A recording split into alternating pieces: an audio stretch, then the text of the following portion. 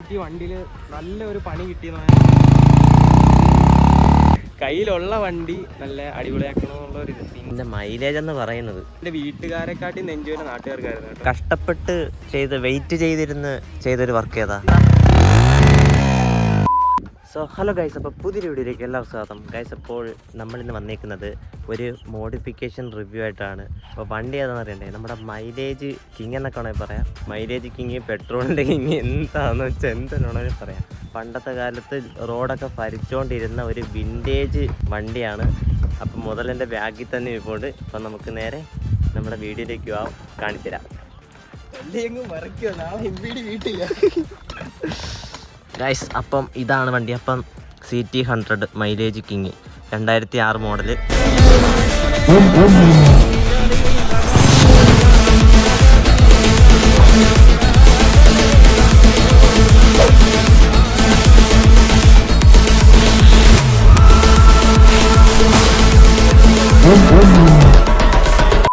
Guys, അപ്പോൾ ഈ ഇരിക്കുന്നതാണ് നമ്മുടെ മുതലെന്ന് പറയുന്നത്. മൈലേജ് കിങ് എന്നൊക്കെ വേണമെങ്കിൽ പറയാം, നമ്മുടെ സ്വന്തം CT100. അപ്പോൾ ഇത് നമ്മുടെ കാറ്റാടി വണ്ടിയാണ്. കാറ്റാടി കൊട്ടവേലി കൊണ്ടുകൊണ്ട് അയക്കുന്നത്. അപ്പം നമ്മുടെ ഇതിൻ്റെ വിശേഷങ്ങളും കാര്യങ്ങളൊക്കെ പറയാനായിട്ടാണ് നമ്മൾ വന്നിട്ടുള്ളത്.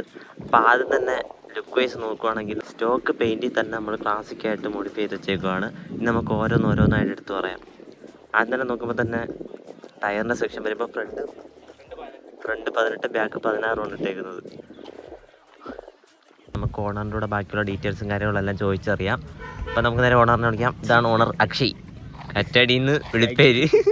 എടാ, അപ്പം ആദ്യം തന്നെ ചോദിക്കാം, ഈ ഒരു വണ്ടി ഈ ഒരു ലുക്കിലേക്ക് ആക്കാൻ ഉള്ള ആ ഒരു മൈൻഡ് സെറ്റ് എവിടെ നിന്ന് വന്നത്?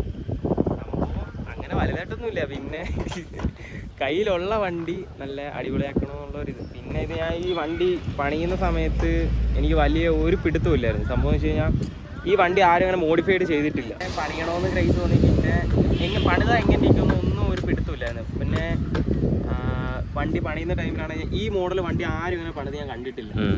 പിന്നെ ഞാൻ പണിയുന്ന ടൈമിൽ സ്പ്ലെൻഡർ അങ്ങനെയൊക്കെയുള്ള വണ്ടികളാണ് ഞാൻ മെയിനായിട്ട് പണിത് കണ്ടിട്ടുള്ളത്. ഏറ്റവും കൂടുതൽ ഈ ബാർഹാൻഡിലൊക്കെ കയറ്റി സെറ്റ് ചെയ്യുന്ന വണ്ടി എന്ന് വെച്ചാൽ സ്പ്ലെൻഡറാണ്. സ്പ്ലെൻഡറിനകത്താണ് ഏറ്റവും കൂടുതൽ ആൾക്കാർ ഇതേപോലുള്ള മോഡിഫിക്കേഷൻ ഒക്കെ നടത്തുന്നത്. വണ്ടി പണിയുന്ന സമയത്ത് എനിക്ക് ഒരു ഐഡിയ ഇല്ലായിരുന്നു. ഇതുപോലെയുള്ള ഒരു വണ്ടിയിലോട്ട് വർക്ക് ചെയ്യാൻ വേണ്ടിയിട്ട് വരുമ്പോഴത്തേക്കും നമുക്ക് കുറേ കാര്യങ്ങൾ നേരിടേണ്ടി വരും. വെച്ചാൽ ലുക്ക് കിട്ടുമോ, അങ്ങനെയുള്ള കാര്യങ്ങളൊക്കെ ചെയ്താൽ നല്ലതായിരിക്കുമോ, അങ്ങനെയൊക്കെ കുറേ ഡൗട്ട് ഉണ്ടായിരുന്നു. പക്ഷേ ഇതുവരെ തന്നെ ചെയ്ത സംഭവങ്ങളൊന്നും എന്നെ ചതിച്ചിട്ടില്ല. എല്ലാം പക്കയായിട്ടാണ് ചെയ്തിട്ടുള്ളത്. പിന്നെ ചെയ്യുമ്പോൾ കുറച്ച് കഷ്ടപ്പാടൊക്കെ ഉണ്ട്. എന്നാലും ചെയ്യുമ്പോൾ അത് ചെയ്ത് കഴിയുമ്പോൾ നമുക്കൊരു ഫീലുണ്ട്. അതാണ്. അപ്പം നമുക്കിനി എന്തൊക്കെ വർക്ക് ചെയ്തിട്ടുണ്ടെന്നുള്ളത് ചോദിക്കാം. അപ്പം നീ ഇതുവരെ എന്തൊക്കെ വർക്ക് ചെയ്തിട്ടുണ്ട്? ഓരോന്നായിട്ട് പറ. ഫസ്റ്റിലേ മെയിനായിട്ട് ചെയ്തത് എടുത്തു പറയാനാണെങ്കിൽ ഡിസ്ക്. അത് സത്യം പറഞ്ഞാൽ ഡ്യുവൽ കയറ്റാൻ വേണ്ടിയിട്ട് തന്നെ ഇരുന്നത്. പിന്നെ ഡ്യുവലിൻ്റെ ആവശ്യമില്ല. പിന്നെ ഒരു ഭംഗിക്ക് വേണ്ടിയിട്ട് ഒരു സൈഡ് വർക്കിങ്ങും ഒരു സൈഡ് ഡമ്മിങ് കൊടുത്തു. പിന്നെ വേണമെങ്കിൽ വർക്കിംഗ് ആക്കാം, പക്ഷേ അതിൻ്റെ ആവശ്യമില്ല. പിന്നെ നമ്മൾ വണ്ടിയുടെ കണ്ടീഷനും കൂടെ നോക്കണം. അതുകൊണ്ട് ഒരെണ്ണം ആവശ്യത്തിന് ചെയ്തു. അങ്ങനെ ഒരെണ്ണം ചെയ്ത് മറ്റേ ഡമ്മിയും ചെയ്തു. അങ്ങനെ മെയിനായിട്ട് ഡിസ്കിൻ്റെ. പിന്നെ പറയുകയാണെന്നുണ്ടെങ്കിൽ ഹാൻഡിൽ മാറ്റി ഷോർട്ട് ബാർ ആക്കിയിട്ടുണ്ട്. പിന്നെ ഒരു RPM മീറ്റർ വെച്ചിട്ടുണ്ട്. പിന്നെ RXൻ്റെ അണ്ടർ വെല്ലി, പിന്നെ മൽഗാർഡ് മാറ്റിയിട്ടുണ്ട്. ബാക്ക് ടയറിൻ്റെ റിമ്മ് SD ആണ് കയറ്റിയേക്കുന്നത്. SD-യുടെ റിമ്മ്, മോട്ടോറിയുടെ ടയർ. പിന്നെ ഫ്രണ്ടിൽ ബുള്ളറ്റിൻ്റെ റിമ്മാണ് ചെയ്തേക്കുന്നത്. ബുള്ളറ്റിൻ്റെ തന്നെ ടയറുമാണ് കയറ്റിയിട്ടുള്ളത്. പിന്നെ ഞാൻ ഈ വണ്ടി പണിയുന്ന ടൈമിലാണ് സത്യം പറഞ്ഞാൽ ഈ വണ്ടി ഞാൻ പണിയാൻ എടുക്കുമ്പം ഇതിന് ബുക്കും പേപ്പറും കാര്യങ്ങളുണ്ട്. ഇതിൻ്റെ പേപ്പർ മുളകി കിടക്കുന്നത്, ടെസ്റ്റും കാര്യങ്ങളൊക്കെ മുളകി കിടക്കുമായിരുന്നു. അങ്ങനെ കുറച്ച് ഇഷ്യൂസൊക്കെ ഉണ്ടായിരുന്നു. പിന്നെ ഞാൻ വണ്ടിയൊക്കെ പെയിൻറ്റ് ചെയ്ത് കൊണ്ടുപോയി ടെസ്റ്റൊക്കെ ചെയ്തതിന് ശേഷമാണ് പിന്നെ ഓരോരോ വർക്കായിട്ട് എടുത്ത് ചെയ്യാൻ തുടങ്ങിയത്. അങ്ങനെ ഓരോരോ പരിപാടി. പിന്നെ നമ്മുടെ കയ്യിലുള്ള വണ്ടി നമ്മൾ എങ്ങനെയാ കുറച്ച് യൂണീക്ക് ആക്കിക്കൊണ്ട് നടക്കുക, അത്രേ ഉള്ളൂ പരിപാടി. പിന്നെ നീ ഇതിനകത്ത് ഇത്ര വർക്ക് ചെയ്തതിൽ കഷ്ടപ്പെട്ട് വെയിറ്റ് ചെയ്തൊരു വർക്ക് ഏതാ? ചെയ്തതെന്ന് പറയുമ്പോഴത്തേക്ക് ഈ ഡിസ്കിന് ഞാൻ ഏകദേശം ഒരു 5 മാസം ഇതിന് വേണ്ടിയിട്ട് പോയി. 5 മാസം നിങ്ങൾക്ക് അറിയാലേ. 5 മാസം ഇതേന്ന് പറഞ്ഞ കാര്യമാണ് ഇത് ഡിസ്ക് എടുത്ത് എന്നിട്ട് എല്ലാം ചെയ്ത് എല്ലാം ഓക്കെ. പിറ്റേ ദിവസം സെറ്റ് ചെയ്യാന്നിരുന്ന ദിവസം തന്നെ ഇത് പക്കയാവുമെന്ന് വിചാരിച്ചു. പക്ഷേ അന്ന് തന്നെ ഈ സ്റ്റമ്പ് ഇവിടെ കയറാതെയൊക്കെ ആയി. പിന്നെ ഇത് കൊല്ലത്ത് കൊടുത്ത് ഗ്രൈൻഡ് ചെയ്ത് അങ്ങനെ കുറച്ച് പരിപാടിയൊക്കെ ചെയ്ത് സംഭവം നമ്മൾ വിചാരിക്കുന്ന കണക്കല്ല, നമ്മൾ പെട്ടെന്ന് ആവുമെന്ന് വിചാരിക്കുന്ന ആരെയായിരിക്കും ഏറ്റവും ലാഗ് അടിക്കുന്നത്. അങ്ങനെ കുറേ ഏറ്റവും കൂടുതൽ എനിക്ക് പണിയായിട്ട് കിട്ടിയത് ഇതാണ്, ഡിസ്കാണ്. പിന്നെ ഞാൻ വർക്ക് മെയിനായിട്ട് ചെയ്ത, പക്ഷെ ഒട്ടും അറിയാൻ പറ്റത്തില്ല ഈ ടാങ്കിന്റെ കേസിൽ. ഈ ടാങ്ക് എൻ്റെ ഈ വണ്ടിയിൽ ഫ്യൂൽ കേജ് ഇല്ലായിരുന്നു, ഫ്യൂൽ കേജ് ഇല്ലാത്ത വണ്ടിയാണ്. അപ്പം ഞാൻ ടാങ്ക് മാറ്റി, ടാങ്ക് പോയി നല്ല വണ്ടിയുടെ ടാങ്ക് സെറ്റ് ചെയ്ത് ടാങ്ക് എടുത്ത് പെയിന്റ് ചെയ്താണ്. പിന്നെ ഇതിന്റെ മീറ്റർ എല്ലാം കൊടുത്ത്. പഴയ ടാങ്കിന്റെ ഫോട്ടോ ഇവിടെ സൈഡിൽ കാണിച്ചേക്കാം. ഓക്കെ, ഞാൻ ഈ വണ്ടിയിൽ മീറ്റർ ഇല്ലായിരുന്നു, മീറ്റർ കൊടുത്ത് ഇതിന് സെപ്പറേറ്റ് വയറിങ് കൊടുത്ത സമയത്ത് ഇതിന്റെ വയറിങ് കിറ്റ് എല്ലാം പോയായിരുന്നു, ഷോർട്ടായി പോയി. പിന്നെ രണ്ടാമത് ഒന്നും കൂടെ വയറിങ് കിറ്റ് മാറി ചേഞ്ച് ചെയ്തിട്ടാണ് ഈ പെട്രോൾ കേജിന്റെ ഒരു സംവിധാനം ഞാൻ സെറ്റാക്കി എടുക്കുന്നത്. പിന്നെ ഫിനിക്സിന്റെ ഷോക്ക് കയറ്റിയിട്ടുണ്ട്, സൈലൻസർ സ്റ്റോക്കാണ്, വേറെ പരിപാടിയും ചെയ്തിട്ടില്ല. ഇതിനകത്ത് മെയിനായിട്ട് പറയേണ്ട ഒരു കാര്യമുണ്ട്, എക്സോസ് നോട്ട്.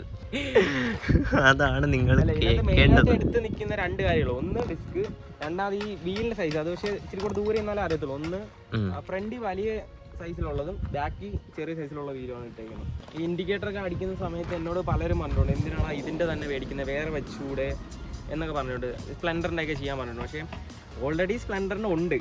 ഈ വണ്ടിയുടെ ഈ ഇൻഡിക്കേറ്റർ എന്ന് വെച്ചാൽ ആരും അങ്ങനെ യൂസ് ചെയ്തിട്ടില്ല, അതുകൊണ്ടാണ് ഞാൻ ഇതിൻ്റെ തന്നെ ചെയ്യുന്നത്. അതുപോലെ തന്നെ സീറ്റ് കവർ, ഈ സീറ്റ് കവർ മേടിക്കാൻ തന്നെ ഞാൻ ഒരു ദിവസം മെനക്കെട്ടിട്ടുണ്ട്. ഇതിന്റെ തന്നെ സീറ്റ് കവർ തന്നെ മേടിക്കാം, ഒരു ദിവസം മെനക്കെട്ടിട്ടുണ്ട്. പിന്നെ അണ്ടർബെല്ലിൽ തന്നെ സ്പീഡ് 74 എന്ന് പറഞ്ഞിട്ട് ചെറിയൊരു ഗ്രാഫിക്സും കാര്യങ്ങളൊക്കെ കൊടുത്തിട്ടുണ്ട്. പിന്നീട് എടുത്ത് പറയാന്നുണ്ടെങ്കിൽ എനിക്ക് വണ്ടിയിൽ നല്ലൊരു പണി കിട്ടിയെന്ന് ഞാൻ പറഞ്ഞില്ലേ, ഡിസ്കിന്റെ ഒരു പ്രോബ്ലം ആയിരുന്നു. സംഭവം എന്ന് വെച്ച് കഴിഞ്ഞാൽ ഞാൻ ഈ സെറ്റ് കൂടെ എടുത്ത സമയത്ത് ഞാൻ ഇതിനകത്ത് ഹൈറ്റ് നട്ട് യൂസ് ചെയ്തിട്ടുണ്ട്. ഒരു 2.5 ഇഞ്ചാണ് ഹൈറ്റ് നട്ട് യൂസ് ചെയ്തിരിക്കുന്നത്. അപ്പം ഇതിനകത്ത് ഞാൻ ഈ സ്റ്റമ്പ് കയറില്ല, പക്ഷേ ഹൈറ്റ് നട്ട് കയറുന്ന ഒരു സിറ്റുവേഷനാണ് വന്നത്. പിന്നെ ഞാൻ ഈ ടീ സ്റ്റമ്പ് ഊരി അത് കൊല്ലത്ത് കൊടുത്ത് ഗ്രൈൻഡ് ചെയ്ത് പിന്നെ കൊണ്ടുവന്ന് സെറ്റ് ചെയ്യേണ്ട അവസ്ഥയൊക്കെ ഉണ്ടായിരുന്നു. പിന്നെ ഇത് ഇട്ട സമയത്ത് ഡിസ്കിന് ടൈറ്റ് ഉണ്ടായിരുന്നു. പിന്നെ ഇവിടെ ഒരു സാധനം ഇട്ടിട്ടുണ്ട്, ഒരു ഇരുമ്പിന്റെ, അത് കട്ട് ചെയ്ത് കറക്റ്റ് അളവിന് എടുത്ത് അങ്ങനെയൊക്കെ കുറച്ച് നല്ല നല്ല പണികളുണ്ടായിരുന്നു. പിന്നീട് പറയാന്നുണ്ടെങ്കിൽ ഈ പ്ലേറ്റ്, ഞാൻ ആദ്യമേ എടുത്ത പ്ലേറ്റിന് ബെൻഡ് ഉണ്ടായിരുന്നു. ചെയ്ത് വന്നപ്പം ഞാൻ ഈ പ്ലേറ്റ് ഡിസ്കും കാര്യങ്ങളും ചെയ്തത് മറ്റേ TVM ഓട്ടോമോട്ടീവിലാണ്, ചങ്ങനാശ്ശേരി. അവിടെ നിന്നാണ് സാധനം എല്ലാം എടുത്ത് ഞാൻ ചെയ്തത്. പിന്നെ പുള്ളി അയച്ചപ്പോഴത്തേക്ക് ഒരു മിസ്റ്റേക്ക് ഉണ്ടായിരുന്നു, പ്ലേറ്റിന് ബെൻഡ് ഉണ്ടായിരുന്നു. പിന്നെ ഇപ്പൊ പുതിയ പ്ലേറ്റ് ആണ് കയറ്റിയിരിക്കുന്നത്. അതുകൊണ്ട് രണ്ട് സൈഡ് കളറിന് കുറച്ച് വേരിയേഷൻ ഉണ്ട്, അപ്പുറത്ത് ഗോൾഡ് ഇപ്പുറത്ത് ബ്ലാക്കും ആണ്. ഇവിടെ ആയിട്ട് ചെറിയൊരു സ്റ്റിക്കറൊക്കെ കാണാം, ബാഡ് ബോയ് എന്ന് പറയുന്നൊരു ഗ്രാഫിക്സ്. പിന്നെ ഒരു കാര്യം ചോദിക്കട്ടെ, വണ്ടി ഇത്രയൊക്കെ വർക്കും കാര്യങ്ങളൊക്കെ ചെയ്തപ്പോഴത്തേക്ക് വീട്ടിലെ ആ റിയാക്ഷൻ എന്തുവായിരുന്നു? സത്യം പറഞ്ഞാൽ എന്റെ വീട്ടില് ആദ്യമൊക്കെ ഓക്കെ ആയിരുന്നു. പിന്നെ സംഭവം 24 മണിക്കൂർ ഞാൻ വർക്ക്ഷോപ്പിലായതുകൊണ്ട് കുറച്ച് ഒരു വെച്ചാൽ ഈ വീട്ടിൽ പറയുന്ന വെച്ചാൽ എടാ നീ ഇനി ആ വണ്ടി കൊണ്ടിട്ട് പണിത് സെറ്റ് ആക്കണോ, അതിന് പുതിയ വണ്ടി എടുത്താൽ പോരെ. സത്യം പറഞ്ഞാൽ എൻ്റെ വീട്ടുകാരെക്കാട്ടി നെഞ്ചുവരെ നാട്ടുകാർക്കായിരുന്നു കേട്ടോ. സംഭവിച്ചാൽ എന്തിനാടാ വണ്ടി പണിയുന്നത്, നിനക്കൊരു നല്ല വണ്ടി മേടിച്ചുവിടെ, അച്ഛൻ്റെ അടുത്ത് പറഞ്ഞുവിടെ, അങ്ങനെയാണ് പറഞ്ഞു. എൻ്റെ വീട്ടിൽ ഓഫർ ഉണ്ടായിരുന്നു, വണ്ടി എടുക്കാൻ ഓഫർ ഉണ്ടായിരുന്നു. വണ്ടി എടുക്കാനൊക്കെ പ്ലാനൊക്കെ ആയി. പിന്നെയും കയ്യിലുള്ള വണ്ടി സെറ്റ് ചെയ്യണം. നമ്മൾ എത്രയൊക്കെ പുതിയ വണ്ടി എടുത്തെന്ന് പറഞ്ഞാൽ നമ്മുടെ കയ്യിൽ ഫസ്റ്റ് ഇരിക്കുന്ന വണ്ടിയായിട്ടുള്ള ഒരു കമ്മിറ്റ്മെന്റ് എന്ന് പറയുമ്പം അത് നല്ലൊരു സ്പെഷ്യൽ ബോണ്ടിങ് തന്നെയാണ്. ഒരു പുതിയ വണ്ടി എടുത്ത് റോട്ടിൽ ഇറങ്ങിയാലും ഈ വണ്ടി കൊണ്ട് പോയാലും ആ വണ്ടിയുടെ ഒരു ഇത് കൊണ്ടിട്ട് ഒരു 10 പേരെങ്കിലും എക്സ്ട്രാ പോകും, അത് ഉറപ്പാണ്. അങ്ങനെയും കൂടെ ഉണ്ട്. പിന്നെ ഇതും കൊണ്ട് പോകുന്ന ഒരു ഫീല് വേറെയാണ്. ആ ഫീൽ എന്താണെന്ന് പിന്നെ കാണിച്ചു തരാം. ഇതിന്റെ എക്സോസിലോട്ട് കേൾക്കുമ്പോൾ നിങ്ങൾക്ക് മനസ്സിലാവും. പിന്നെ മൈലേജ് ആണ് എടുത്ത് പറയേണ്ടത്. ഓ മൈലേജ് ഞാൻ പറയത്തില്ല, അയ്യോ പുള്ളി തന്നെ പറയും. ഇതിന്റെ മൈലേജ് എന്ന് പറയുന്നത് ഒരു ദിവസം 50 രൂപയ്ക്ക് ഒരു ദിവസം എണ്ണ അടിച്ച്, എന്നിട്ട് അത് 1 മാസം കൊണ്ട് നടന്നു. അത് ഇവൻ 1 മാസം കൊണ്ട് നടന്നു. ഞാൻ ഒരു 50 രൂപയ്ക്ക് എണ്ണ അടിച്ചിട്ടിട്ട് ഈ 1 മാസം കൊണ്ട് നടന്നു. എന്നിട്ട് വന്നിട്ട് അറിയാം റിസർവ് ആയില്ലേ. അപ്പൊ തന്നെ ചിന്തിച്ചു നോക്കാം മൈലേജ്. ഒരു വിളിപ്പേരുണ്ട്, മൈലേജ് കിങ് എന്നാണ് അറിയപ്പെടുന്നത്. ഇതിന്റെ റോഡ് പ്രസൻസ് എന്ന് പറയുന്നത് വേറൊരു ലെവലാണ്, ഉള്ള കാര്യം പറയാം. ആദ്യം പറഞ്ഞവരുണ്ട്, നിനക്ക് ആ പന്ന വണ്ടി കളഞ്ഞിട്ട് പുതിയ വണ്ടി എടുത്തുകൂടെ എന്ന് ചോദിച്ചവര്. അപ്പൊ എന്നെ ഈ വണ്ടി കണ്ടു കഴിഞ്ഞാൽ ഇങ്ങനെ നോക്കിയിട്ട് വണ്ടി കയറിന്നിട്ട് ഇങ്ങനെ പിടിച്ചു നോക്കിയിട്ട് എടാ ഹൈറ്റ് ഒക്കെ കൂട്ടിയില്ലേ, കൊള്ളാം ആ പറഞ്ഞവരെന്നെ എൻ്റെ അടുത്ത് കൊടുത്തു.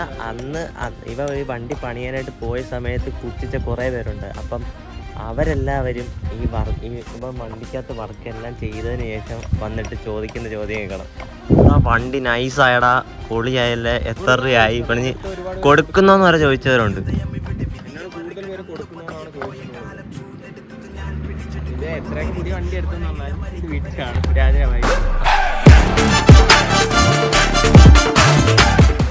എടാ പിന്നെ എല്ലാവരും കേൾക്കാൻ ആഗ്രഹിച്ചിരിക്കുന്ന ഒരു ക്വസ്റ്റ്യൻ ഉണ്ട്. വണ്ടി ഇത്രയും കൂടെ പണിഞ്ഞപ്പോഴത്തേക്കുള്ള കോസ്റ്റ് എത്രയായിരുന്നു? ഞാൻ പറയത്തില്ല. സംഭവം ഇപ്പം ഞാൻ സീരിയസ് ആയിട്ട് പറയുന്നുണ്ടെങ്കിൽ ഈ വണ്ടി ഷോറൂമിൽ നിന്ന് ഇറക്കിയ പ്രൈസിന്റെ ഡബിൾ ഇരട്ടി എമൗണ്ട് ഇതിനകത്ത് എനിക്കായിട്ട് ഡബിൾ ഇരട്ടി ആയിട്ടുണ്ട്. പക്ഷെ ചിലവർ പറഞ്ഞാൽ വിശ്വസിക്കുന്നില്ല. സംഭവം എന്ന് വെച്ച് കഴിഞ്ഞാൽ നമ്മളിപ്പോൾ ഒരാളടുത്ത് എന്നിട്ട് എടാ ഞാൻ ഈ സാധനം മാറ്റി ഇതിന് ഇത്ര രൂപയായി, മറ്റേത് വെച്ച് അതിന് ഇത്ര രൂപയായി എന്ന് പറയുമ്പോഴത്തേക്ക് അവർ എന്നോട് ചോദിക്കുന്ന കാര്യം നിനക്കെന്താ വട്ടാണോ അങ്ങനെയൊക്കെ ചോദിക്കുന്നവരുണ്ട്. പക്ഷേ അങ്ങനെ പറയുന്നവർക്ക് എനിക്ക് പറയാനുള്ളത് എൻ്റെ വണ്ടിയിൽ ഞാൻ ചെയ്യുമ്പോൾ അതിന് കിട്ടുന്ന ഫീൽ എനിക്ക് വരാം, എനിക്ക് ഓക്കെയാണ്. പിന്നെ ഞാൻ ആരോട് ഈ വണ്ടി പണിയുന്നുണ്ട് പറയല്ല. അവർ ഈ വണ്ടിക്ക് അത് ഇത്രയൊക്കെ പൈസ മുടക്കേണ്ട ആവശ്യമുണ്ട്, അവർക്ക് നെഞ്ചു വേദന. ഈ വണ്ടിയിൽ ഇത്രയും പൈസ മുടക്കി നമുക്ക് മുടക്കുമ്പില്ലാത്ത ദണ്ണമാണ് ബാക്കിയുള്ളവർക്ക്. അവർ വിചാരിച്ചിട്ട് ഞാൻ അതുകൊണ്ട് അങ്ങനെ ആരുടെ അടുത്ത് എമൗണ്ട് പറയാറില്ല. പിന്നെ ഞാൻ പറയുകയാണെന്നുണ്ടെങ്കിൽ എന്താ 50 രൂപയ്ക്ക് മേലെ എന്തായാലും പോയിട്ടുണ്ട് ഉറപ്പാ. കറക്റ്റ് പറയത്തില്ല. അതിന് മേലും പോയി 60-ന് തൊട്ട് താഴെ ഇത്ര പറയും. വണ്ടി റെഡ് തന്നെ ആയിരുന്നാ? സെയിം ഗ്രാഫിക്സ് തന്നെ ആയിരുന്നല്ലേ? ഈ ഗ്രാഫിക്സ് തന്നെ എല്ലാം സെയിം ആയിരുന്നു. പിന്നെ ഈ വണ്ടിയിൽ ഞാൻ ഇപ്പൊ ഈ ഒരു ഗാർഡ് ആയ പോലും മാറ്റിയിട്ടില്ല. ഈ ഗാർഡിന് ഇവിടെ കുറച്ച് തുരുമ്പൊക്കെ ഉണ്ടായിരുന്നു. അത് പക്ഷേ സെക്കൻഡ് ഹാൻഡ് മേടിക്കാൻ കിട്ടും. പക്ഷെ അത് മേടിച്ച് വെച്ച് കഴിഞ്ഞാൽ ഇപ്പൊ ഒരു 6 മാസം കഴിയുമ്പോഴത്തേക്ക് ഇവിടെ എല്ലാം തുരുമ്പ് വരുത്തുള്ളൂ. പക്ഷെ ഈ വണ്ടി ഷോറൂമിൽ നിന്ന് ഇറക്കി ഈ ഒരു ക്വാളിറ്റി എത്ര സാധനം മേടിച്ചാലും കിട്ടത്തില്ല. അതുകൊണ്ടാണ് ഞാൻ ഇത് ഇവിടെ ഗ്യാസ് വെൽഡിങ് ചെയ്ത് ഇവിടെ പെയിന്റ് ചെയ്തു. പിന്നെ അതുപോലെ തന്നെ ബാക്കിട്ട് ഈ സാധനം കിട്ടാനില്ല. ഈ ഒരു സാധനം കിട്ടാനില്ല. ഇവിടെയൊക്കെ കുറച്ച് തുരുമ്പും കാര്യങ്ങളൊക്കെ ഉണ്ടാവും. ഞാൻ അതെല്ലാം ഗ്യാസ് വെൽഡിങ് ചെയ്ത് പെയിന്റ് ചെയ്ത് പക്കയാക്കി നീറ്റാക്കി വെച്ചേക്കാം. സംഭവം ഈ ഒരു സാധനം കിട്ടത്തില്ല. ഇപ്പോൾ വരുന്നതെന്ന് വെച്ചാൽ ഇങ്ങനെ ഒരു കമ്പി ജസ്റ്റ് ഒരു ഇതിലേ വരത്തുള്ളൂ. പിന്നെ സാരി ഗാർഡ്, ഇതിൻ്റെ ഈ ഒരു സെയിം സാരി ഗാർഡ് കിട്ടത്തില്ല. ആ സാരി ഗാർഡ് ഇതും ഒട്ടും കിട്ടത്തില്ല. നീ റീപെയിന്റ് ഒക്കെ ചെയ്യാൻ കൊടുത്ത എവിടെയായിരുന്നു? റീപെയിന്റിങ്ങും കാര്യങ്ങളൊക്കെ ഞാൻ ഇവിടെ ആയൂരാണ് ചെയ്തത്. പിന്നെ പലവർക്കും പല സ്ഥലത്ത് കയറ്റി ഇറക്കി അങ്ങനെയാണ് നമ്മൾ പല വർക്ക് ചെയ്തിട്ടുള്ളത്. പിന്നെ അതിൻ്റെ എൻജിൻ ഭാഗത്തു നിന്ന് എനിക്ക് വണ്ടി പണിയുന്ന സമയത്ത് എനിക്ക് ഒരു പ്രശ്നം വന്നിട്ടില്ല. സംഭവം എൻജിൻ പണിയോ കാര്യങ്ങളോ ഒന്നും വന്നിട്ടില്ല. അതിൽ എൻജിനൊക്കെ പക്കയായിരുന്നു, ഒരു പ്രശ്നമില്ലായിരുന്നു. ഞാൻ പിന്നെ മീറ്റർ മാറ്റിയിട്ടുണ്ട്. പുതിയ മീറ്റർ കയറ്റിയിട്ടുണ്ട്. ഇത് പൾസറിന്റെ ആണ് കയറ്റിയിട്ടുള്ളത്. ഇത് മറ്റേ യമഹ ക്രെക്സിന്റെ കണ്ണാടിയാണ്. പിന്നെ ഒരു പ്രോട്രാക്ടർ, പിന്നെ ഹാൻഡിൽ ഗ്രിപ്പ്, പിന്നെ സ്റ്റംപ് യൂസ് ചെയ്യുന്നത് പൾസറിന്റെ ആണ്. പിന്നെ ഡ്യൂക്കിന്റെ ആണ് പ്ലേറ്റ് കയറ്റിയിട്ടുള്ളത്. ബാക്ക് കാലിപ്പർ ആണ് യൂസ് ചെയ്തിട്ടുള്ളത്. വണ്ടി കാണുന്നവരെല്ലാവരും ആദ്യം വന്ന് ചോദിക്കുന്നത് ഈ ഡുവൽ ഡിസ്ക് വർക്കിംഗ് ആണോ എന്ന് ചോദിക്കും. ചിലർ അങ്ങനെ ചോദിക്കുന്നുണ്ട്. അപ്പുറത്തെ സൈഡിൽ നിന്ന് കണ്ടിട്ട് അയ്യേ ഇത് ഡമ്മിയാണെന്ന് പറയുന്നവരുണ്ട്. പക്ഷേ ഞാൻ പറയുന്നത് ഇപ്പുറത്തെ പക്ഷെ എനിക്ക് യൂസ് ചെയ്യാം. എല്ലാവരും എനിക്ക് അതാണ്ട് ഈ ഒരു സ്റ്റമ്പ് മാറ്റേണ്ട ആവശ്യം മാത്രമേ ഉള്ളൂ. എല്ലാവരും എനിക്ക് വേണമെങ്കിൽ ഞാൻ സത്യം പറഞ്ഞാൽ ഫസ്റ്റ് പ്ലാൻ ചെയ്ത ഡ്യുവലായിരുന്നു. പിന്നെ നമ്മളെ വണ്ടിയുടെ കണ്ടീഷൻ കൂടെ നോക്കണം. ഓവർ വെയിറ്റ് ആവും. ഷോ മാത്രം നോക്കിയിട്ട് കാര്യമില്ല. നമ്മൾ വണ്ടിയുടെ എൻജിൻ കൂടെ ഒന്ന് കെയർ ചെയ്യണം. അതുകൊണ്ടാണ് ഞാൻ ഇത് മാത്രം യൂസ് ചെയ്തത്. ഹെഡ്ലൈറ്റ് വരുന്നതെന്ന് പറയുമ്പോഴത്തേക്കും അത്യാവശ്യം സൈസ് ഹെഡ്ലൈറ്റ് വരുന്നത് ഈ CT100 മോഡലിനുള്ളൂ. പിന്നെ RX-നായാലും ഏതിനായാലും ഇച്ചിരി ചെറിയ റൗണ്ടിലാണ് ഹെഡ്ലൈറ്റ് കണ്ടു കഴിഞ്ഞാൽ നമുക്ക് മറ്റേ അംബാസഡറിന്റെ ഹെഡ്ലൈറ്റ് അതിനകത്ത് ഇരിക്കുന്ന ബൾബ് കണ്ടു സൈസാണ്. അത് ഞാൻ മാറ്റിയിട്ടില്ല. അത് തന്നെയാണ് നമ്മൾ പണ്ട് വീട്ടിലൊക്കെ യൂസ് ചെയ്യുന്നത്. ബൾബിന്റെ അത്രേ ഉള്ളൂ. പിന്നെ സ്പീഡോമീറ്റർ കേബിൾ അതും ഇതിന് സൈസ് കൂട്ടിയിട്ടുണ്ട്. സ്റ്റാൻഡ് മാറ്റിയിട്ടുണ്ട്. സ്റ്റാൻഡ് ഹൈറ്റ് ഉള്ള സ്റ്റാൻഡാണ് കയറ്റിയിട്ടുണ്ട്. കാര്യം ബാക്കിലും ഷോക്കിന് ഹൈറ്റ് ഉണ്ട്, ഫ്രണ്ടിൽ 2 ഇഞ്ച് ഹൈറ്റ് ചെയ്തുകൊണ്ട് നമുക്കിനി സെൻട്രൽ സ്റ്റാൻഡ് യൂസ് ചെയ്യണമെങ്കിൽ വയ്ക്കാം. പക്ഷെ സെൻട്രൽ സ്റ്റാൻഡ് യൂസ് ചെയ്യണമെങ്കിൽ എക്സ്ട്രാ ഒരു തടി കഷ്ണം വല്ലതും വച്ചിട്ട് വയ്ക്കാൻ പറ്റത്തുള്ളൂ. അല്ലാതെ വയ്ക്കാൻ പറ്റും, പക്ഷെ ആ ഒരു യൂസ് വരത്തില്ല. അതുകൊണ്ട് ഞാൻ സൈഡ് സ്റ്റാൻഡ് മാത്രമേ മാറിയിട്ടുള്ളൂ. പുതിയതായിട്ട് ഇനി വണ്ടിയൊക്കെ പണിയാൻ പോകുന്നവരോട് നിനക്ക് എന്താ പറയാനുള്ളത്? എനിക്ക് പറയാനുള്ളതെന്ന് വെച്ചാൽ വണ്ടി പണിയാ. എന്തായാലും എൻ്റെ ഭാഗത്തുനിന്ന് എന്നെ കൊണ്ട് പറ്റുന്ന ഹെൽപ്പ് എന്തായാലും ഉണ്ടാവും. എന്നെ കൊണ്ട് പറ്റുന്ന എന്തായാലും ഞാൻ ചെയ്തു തരും. എനിക്ക് ചെയ്യാൻ പറ്റുന്ന എന്താണെന്ന് വെച്ചാൽ അത് ഞാൻ ചെയ്തു തരും. പിന്നെ വണ്ടി പണിയുന്നവർ നോക്കി കാര്യങ്ങളൊക്കെ ചെയ്യുക. ആദ്യമേ എടുത്ത് ചാടി ചെയ്യാതിരിക്കുക. വണ്ടി എന്താണ് നമ്മൾ ചെയ്യാൻ ഉദ്ദേശിച്ചത് അതിനെപ്പറ്റി കൂടുതൽ അറിഞ്ഞിട്ട് അതിനെപ്പറ്റിയൊക്കെ അറിഞ്ഞതിന് ശേഷം മാത്രം എടുത്ത് ചെയ്യാൻ നിൽക്കുക. അല്ലാതെ എടുത്ത് ചാടി ഒന്നും ചെയ്യാൻ നിൽക്കരുത്. സാധനത്തിനെ പറ്റിയും ഡീറ്റെയിൽസിനെ പറ്റിയും ചിലപ്പോൾ തന്നെ ഒരു സാധനം നമ്മൾ മേടിക്കാൻ നിന്നാൽ അത് 3 കമ്പനിയാണ്. അതിലൊരു കമ്പനി കുറച്ച് ഡാമേജ്ഡ് ഒക്കെ ആയിരിക്കും. എന്നാൽ ഹൈ ആയിട്ടുള്ള കമ്പനികൾ കാണും. അപ്പോൾ അവരുടെയൊക്കെ സാധനങ്ങളൊക്കെ നമുക്ക് ബജറ്റ് സെറ്റ് ആവുന്നതായിട്ടുള്ള അതൊക്കെ നോക്കിയെടുക്കുക. പിന്നെ എന്തായാലും ചെയ്ത് ഉറപ്പാണ്. പിന്നെ എന്നോട് എപ്പോഴും വന്ന് മിക്കവരും ഡൗട്ട് ചോദിക്കാറുണ്ട് ബ്രോ ഡിസ്കിൻ്റെ കാര്യത്തിലായാലും എൻ്റെ അടുത്ത് ഒരുപാട് പേര് ചോദിച്ചിട്ടുണ്ട് ബ്രോ എങ്ങനെയാണ് ചെയ്യുന്നത് കാര്യങ്ങളൊക്കെയാണ്. എന്നെക്കൊണ്ട് പറ്റുന്ന എൻ്റെ അടുത്ത് ചോദിക്കുന്നവരെല്ലാവർക്കും ഞാൻ മറുപടി പറയാറുണ്ട്. ഹെൽപ്പായിട്ട് അവർക്ക് അറിയാത്ത കാര്യങ്ങൾ ഇപ്പം ഞാൻ ചെയ്തപ്പോൾ എനിക്ക് കുറേ കാര്യങ്ങൾ ഞാൻ പഠിച്ചു, അത് ബാക്കിയുള്ളവർക്കും കൂടെ ഷെയർ ചെയ്ത് കൊടുക്കാറുണ്ട്. ഗൈസ്, അപ്പോൾ ഇത്രയൊക്കെയാണ് മെയിനായിട്ട് പറയാനുള്ള ബൈക്കിൻ്റെ വിശേഷങ്ങളും കാര്യങ്ങളും ഒക്കെ. അപ്പം നമുക്കിനി മെയിനായിട്ട് ഫീൽ ചെയ്യേണ്ടത് ഇതിൻ്റെ എക്സോസ് നോട്ടാണ്. അപ്പോൾ നമുക്ക് നേരെ അതൊന്ന് കേൾക്കാം.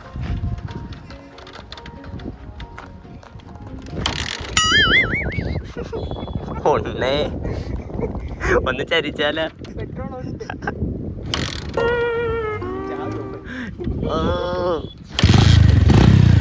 ഇതാണ് ഗായ്സ് ഈ ഒരു മുതലിൻ്റെ എക്സോസ് നോട്ട്.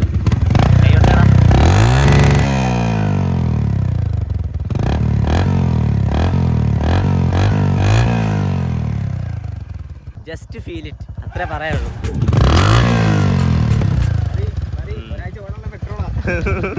അപ്പോൾ നമുക്കിനി വണ്ടി ഒന്ന് ടെസ്റ്റ് ഡ്രൈവ് അടിക്കാം. ഓക്കെ, വണ്ടി ഉണ്ടായാലും ഫുൾ ടൈം പുള്ളിയുടെ വീട്ടില. അതൊന്നും ഇവിടെ പറയണ്ട.